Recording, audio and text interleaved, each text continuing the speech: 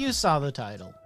You know what kind of video this is already. So I'll cut out most of the preamble and say that in 2023, I saw 85 movies. Technically, if you want to be technical, I saw a little over 80 and then gave myself half of January to finish that list. And even after finishing that list, there's still a few I did not get to, such as Napoleon, The Boy and the Heron, Poor Things, and Godzilla Minus One. However, I did see most of the movies I was looking forward to seeing, and I have for you a subjective top 10 list. Now, these are my favorite films of the year. It does not mean I think that they are the objective best in cinema. In fact, there's going to be a few odd inclusions here that I know are a little weird. Some you might not even consider 2023 films. But basically, if it was unavailable for me to see until this last year, if it wasn't something I could locate before, I counted it. And I also counted documentaries for the first time this year. So if you're willing to roll with me on those few things, I got some movies to tell you about that I was very excited to see in 2023, and I'm very excited to recommend to you now, moving forward in 2024, or whatever current year you're watching this video in. Yo aprendí mucho de ustedes, ¿eh? A mí me hizo mucho bien y les agradezco el bien que me han hecho. The Pope Answers is an extended interview that was conducted between Pope Francis and this group of young 20-somethings. And not only do these young people ask the Pope some legitimately difficult questions on topics such as abortion, colonialism, the Church's history of sexual abuse, and sex work, with there being a moment where one of the members of the group actually explains to Pope Francis her job as a cam girl, and those two have a back and forth about what that job entails and the ethics of it. Not only does the interview go to those places, but also the interviewees don't all agree with each other. There's actually a surprising amount of diversity within the group being presented. There's going to be more traditional Catholics there as well, but you also have feminists, a non-binary Christian, a Muslim, and a former nun who used to be part of the faith and then left. And what strikes me about it during this 80-ish minute runtime is that the Pope participates, for the most part, as a normal human person.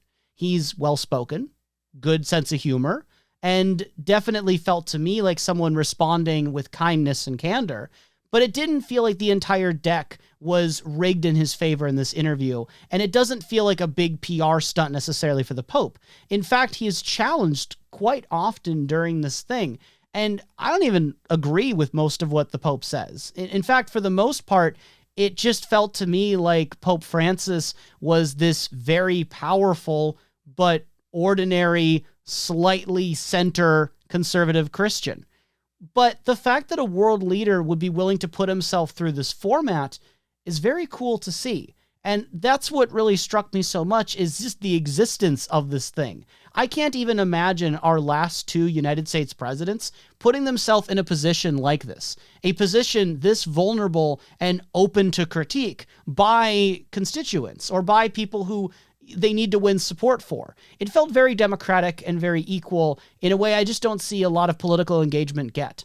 So while this is definitely a strange pick, barely even a documentary, I found so much of this to be transparent and open and just very interesting. So if you have any interest at all in, global politics, world religion, anything of that nature, Catholic or not, you might want to check out The Pope Answers. I see somebody who needed me. Maybe I'm the one who needed you. 1001 is a really good relationship drama that I think unfortunately fell way below the radar, especially considering how good the acting is at the core and heart of the film, especially from Teyana Taylor, who plays a mother trying to raise her son in an ever-changing, rapidly changing 1990s New York City. In fact, one of the things I would say this film really opened my eyes about and made me realize is I got a whole lot more to learn about gentrification. As someone who's lived in relative privilege and not had to deal firsthand or secondhand with a lot of that, this film was a great starting point into those discussions, while also telling a very intimate and personal story alongside the bigger picture of survival, trying to maintain family and a sense of belonging through hardship. This is all especially impressive as it is the writer and director's first film. And I think that the team did a great job establishing setting in particular. There's a lot of aerial shots and establishing shots that give you a picture, very literally, of New York City, but there's also this emphasis on physicality and detail that cements the time period. Extra emphasis on things like CDs, for example. I still like CDs, but I know they're very much out of fashion now, and they ground you more in the time period. And those bed sheets that the kid has at one point that are like post-Jurassic Park dinosaur fad, that feels very authentic to that time period in the 90s. So if you haven't heard of 1001, high recommendation for you. It's a really solid family drama that I think more people should be talking about. We are supposed to be the good guys. We are.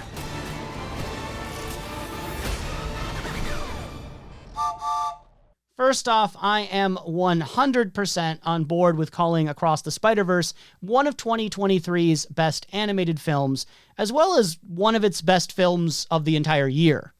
However, it is only at number 8 on my list because even though I quite enjoyed this follow-up, I still prefer the original and found a few things to complain about in Across the Spider-Verse.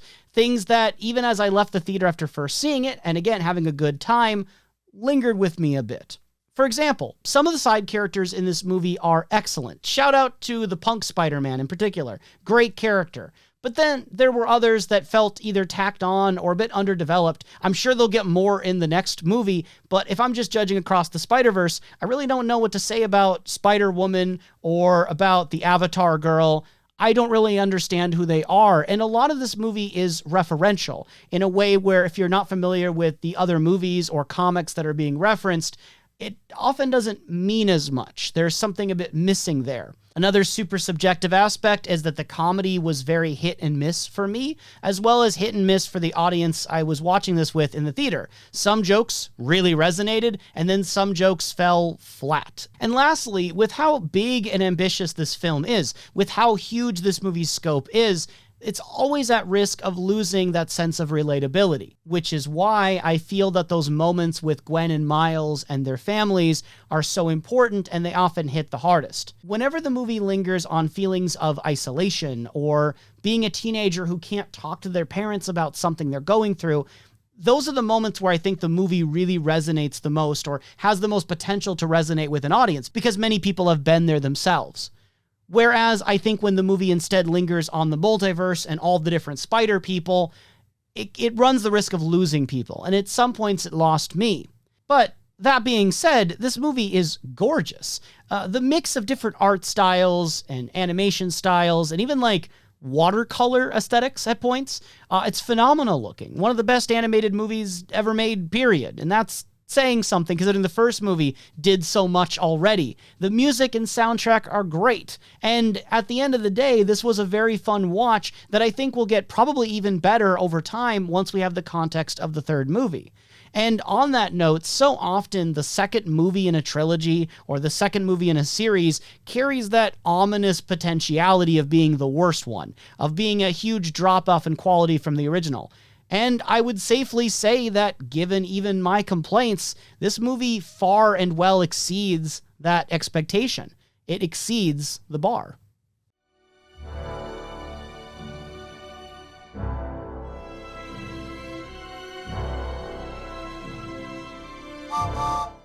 This sad Polish-Italian movie about a donkey is probably the first of maybe 2 movies that I could see people in the comments saying don't even belong in this list, because for many people this would be regarded as a 2022 release. However, to the best of my knowledge, I was not able to watch this anywhere legally during 2022, so I am counting this as a 2023 release. And it's ranking pretty high as number 7 on my list because I quite enjoyed this quiet, understated film. It's similar in a way to a movie like Babe, or Air Bud, I guess, where the main character is this animal, but instead of seeing its interactions with other animals or people as like a talking animal, We don't get that at all. In fact, it is a normal donkey.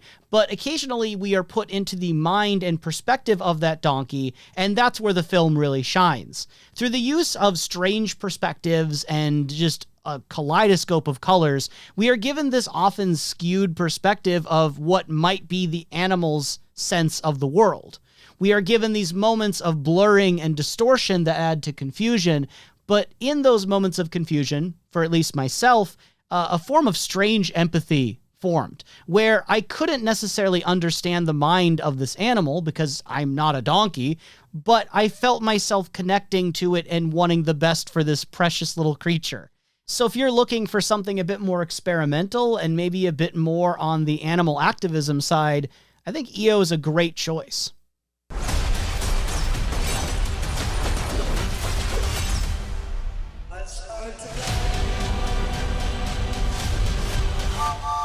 Believe it or not, but I'd actually never seen a John Wick film prior to this year.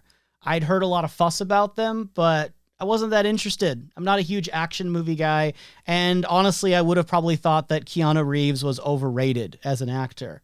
However, after seeing all the John Wick films, marathoning them before seeing John Wick 4, not only am I happy to say that I have been converted into someone who thinks Keanu Reeves is a truly dedicated performer, given all the stunt work he's done for these films, some phenomenal stuff that I'm impressed he was dedicated to do, but also a believer that John Wick 4 is the strongest of the John Wick films. It's nearly 3 hours of indulgent, maybe even gratuitous action scenes, all with some truly phenomenal choreography that really should be recognized more during awards season with some kind of choreography award.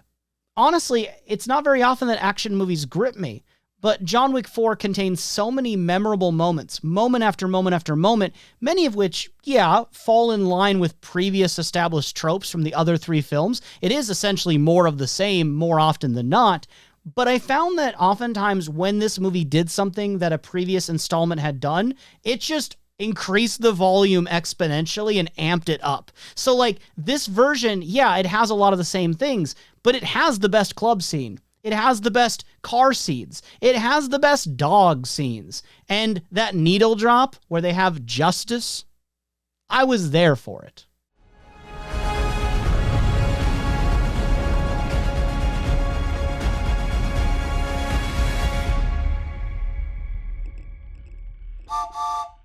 I think the thing that most impressed me about Oppenheimer and Christopher Nolan and his team here is the sense of balance in this movie.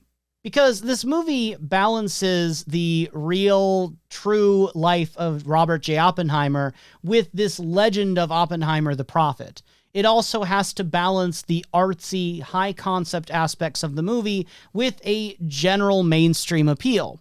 And it balances all the details of literature and science without bogging down and overwhelming the audience. The tone of Oppenheimer takes into account multiple points of view without ever watering it down so much that it feels toothless. Like, this movie still manages to let you form your own opinion while also emphasizing, especially at the film's conclusion, the weight and gravity of what Oppenheimer had done and what he had contributed to, and how it still matters to this day.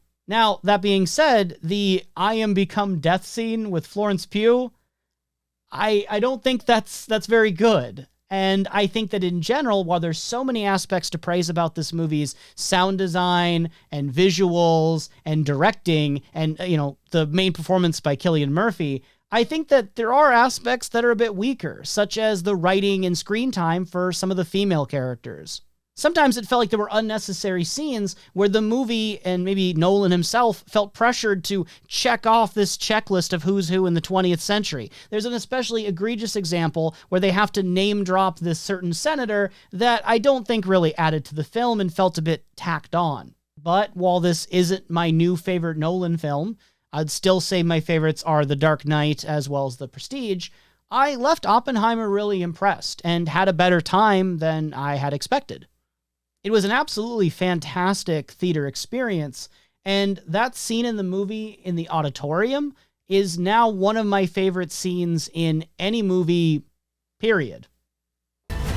These families walked in hoping for help for their child, and some of them walked out in handcuffs. Take Care of Maya is a documentary about one family's series of medical battles as well as legal battles when their 9-year-old daughter starts to develop very serious and life-threatening conditions. I've seen some criticism about this movie's use of potentially manipulative elements, either through the music or through the framing devices of the narrative. But the thing is that Take Care of Maya hit me like a truck. Not only is this a tragic series of circumstances and genuinely heartrending for the family that the story focuses on, but as the documentary continues and starts to pull back its focus a bit, it reveals this larger scope to everything.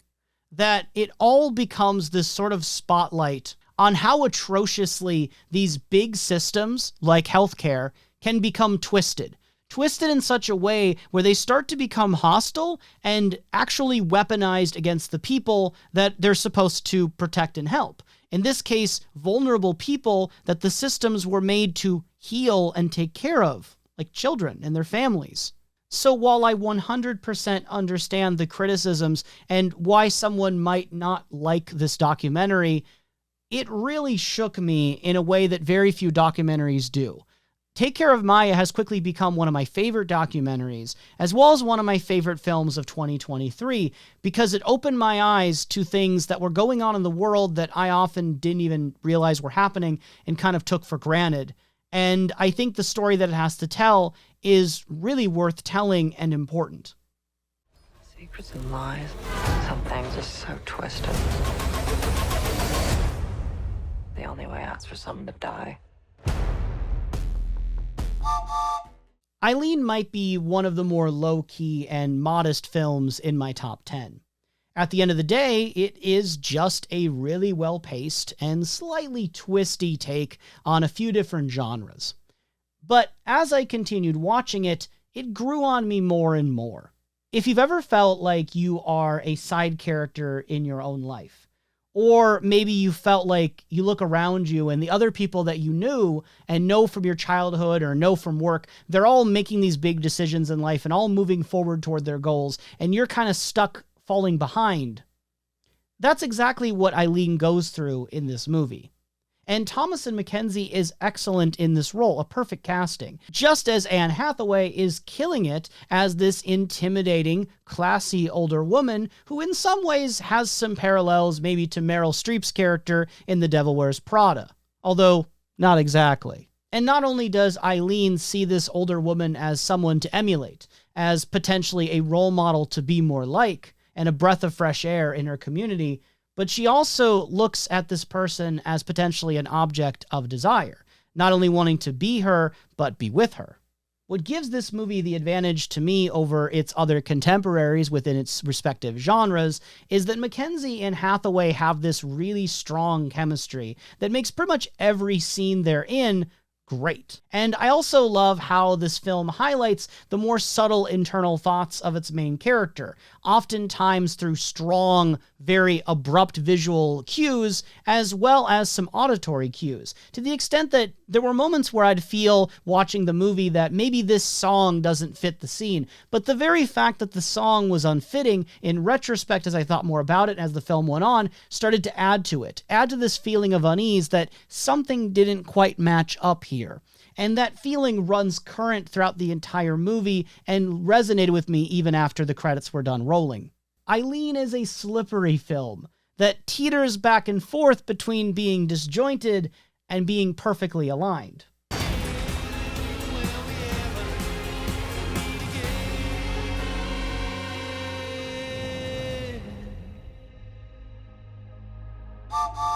So I know that for many people, this is considered a flop by A24 standards. That Beau is Afraid is often regarded as a misstep for Ari Aster, and not a lot of people's favorite Joaquin Phoenix movies either. But I will say for myself, Beau is Afraid was awesome. I freaking love this movie, and I really don't think that Ari Aster has missed yet. If you don't know much about it, Beau is Afraid is basically 3 hours of dream logic, wherein there is endless room for debate about what is really happening. But my take is that basically this is the story of a main character for whom the worst possible thing will always happen. To me, it is a film about anxiety. And in that way, I actually found it to be something I could personally connect to as someone who has experienced social anxiety pretty strongly at points. That obviously I've never experienced it to this degree, but this worry about what could possibly go wrong, being validated by every single thing going wrong, made this a very, at points, uncomfortable movie, but also a hilarious movie. There were moments where the whole theater that I was watching this with were just having a riot because of the uncomfortable humor of this thing that feels like a very specific and unique brand of dark humor. This is also a character who feels pressured to make choices, but doesn't feel like he has enough information to know what to even do. So a lot of times he defers on to his mother, who appears as this sort of oppressive figure from his life, someone who he desperately latches onto, but feels in some other ways imprisoned by. And this movie becomes a character study on his feelings of guilt and his relationships to his past self and to his family. This is all conveyed through a series of quite unfortunate anomalies that are like a pure distillation of psyche. And Joaquin Phoenix, to his credit, does a great job playing this man who's been trapped by trauma and anxiety. I am pretty confident that it'll be the case that when I look back on 2023, one of my favorite memories of that last year is going to be seeing Beau is Afraid in theaters with some of my friends. Listening to each person give their own thoughts on what just happened, what they thought of it, what the movie made them feel. It's the kind of movie-going experience that you don't always have. And while I enjoyed that in the theater, I would still urge you, if you haven't seen it and you're open to something that's a little bit different, try it. See if you can get immersed into this movie. It's absolutely not for everyone, but I think if it hits for you, it might really hit. Wish we could have stayed for longer. Me too. My favorite movie of 2023 is Aftersun. But much like EO, depending on how you see things, you might count this as a 2022 film. And if you want to die on that hill and say that I shouldn't be including it in the list, then you can just say that Beau is Afraid is my number one and put Barbie in the number 10 spot, if that would make you feel better. But returning to Aftersun, this is one of those movies that I feel pretty strongly, looking back on the decade, I am going to feel this is one of the strongest movies of the 2020s entirely, which is all the more impressive because this is yet another film director debut, this time for Charlotte Wells. I'm really happy that I went into this movie blind. So I'm not going to say everything I think about this movie right now.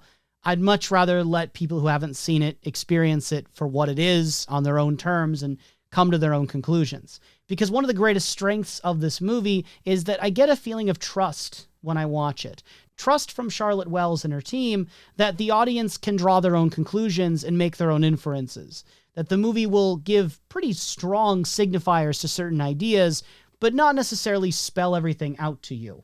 The basic premise of Aftersun is that a father is going on a summer vacation, a sort of trip with his daughter, and as they are on this holiday during their stay, they record footage of their trip on an old digital camera. This movie is shot with so much feeling, from some great framing to clever uses of reflections, as well as bringing in and incorporating that use of home media recordings to add that sort of personal touch, that at points it really does feel like you're watching this family memory play out. My favorite scenes are probably the karaoke scene, as well as the dance hall moments near the end. And it's a movie that I would highly recommend to just about anyone. But if you are going to go into it, I would suggest that you go in with a mindset to fully invest in it, to try to avoid distractions while watching it, to give yourself a chance at the best possible experience. It is generally a slower film, and one that is based more on emotional nuances and relationships of the characters, rather than a lot of plot happening. Once I got immersed into Aftersun, it hooked me emotionally and resonated in a way that very few other pieces of media ever do for me. At the end of the day, you never really fully know someone because all we have are glimpses in the dark. And that concludes my top 10 movies of 2023. For the full list and ranking of all 85 films that I watched this past year, you can check out the Letterboxd link in the description. I've also very recently started a Patreon to help further support my creative endeavors here on YouTube. For $1 or more per month, you will have exclusive access to a monthly video, where I discuss patron recommended media. This month, in January 2024, I'll be discussing the Kunihiko Ikehara anime Yurikuma Arashi, the new Netflix series Scott Pilgrim Takes Off, as well as the visual novel The House in Fata Morgana. All $1 patrons get access to this video, and they also get their names featured in the end credits, like these fine folks here: Theo Cornet, Unplugged Professor, Cole Griffiths, and Laura Rios. And for those of you who have stuck around until the end, I would love to hear in the comments below what your favorite movies were in 2023, as well as if there are any movies in 2024 that you are looking forward to in particular. Until next time, ciao!